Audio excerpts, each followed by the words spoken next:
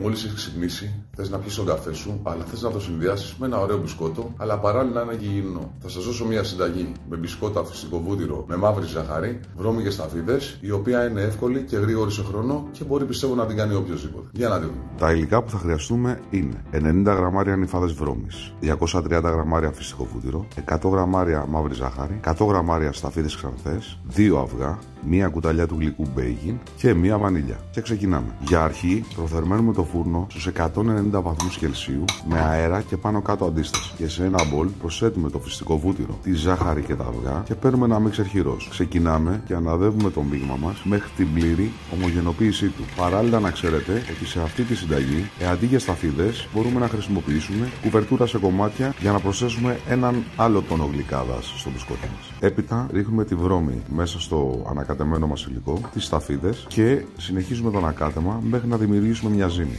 Εδώ υπάρχει περίπτωση, αν είναι μαλακό το φυσικό βούτυρο, η ζύμη να βγει πιο υγρή και κολλώδες. Οπότε θα την κόψουμε με ένα κουτάλι και δεν θα την πλάσουμε σε σχήμα μπισκότου με τα χέρια. Πλάθουμε τα μπισκότα στο σχήμα της αρεσκίας μας και ψήνουμε για 12 με 15 λεπτά στους 190 βαθμούς όπως προαναφέραμε πριν. Εδώ να σημειώσω ότι παράλληλα με την κουβερτούρα, σίγουρα ίσως θα μπορούσαμε να προσθέσουμε και έναν ξηρό καρπό της αρεσκίας μας στο μπισκότο. Λοιπόν, είμαστε έτοιμοι για ψήσιμο. Μεταφέρουμε το ταψί μες στο φούρνο και περιμένουμε 15 λεπτά. Η διαδικασία δεν διήρκησε πάνω από 25 λεπτά. Οπότε με λίγα λόγια μπορούμε να έχουμε φρέσκα μπισκότα στο σπίτι μας σε 25 λεπτά. Καλή όρεξη, καλή απόλαυση και καλό καφέ.